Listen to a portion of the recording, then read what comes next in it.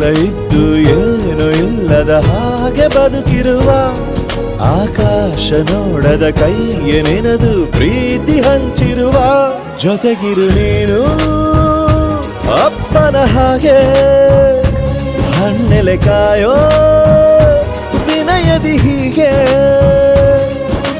ನಿನ್ನನು ಪಡೆದ ನಾವು ಪುನೀತ ಬಾಳು ನಗು ನಗುತ್ತಾ ಬೊಂಬೆ ಹೇಳುತ್ತೈತೆ ಮತ್ತೆ ಹೇಳುತ್ತೈತೆ ನೀನೇ ರಾಜಕುಮಾರ.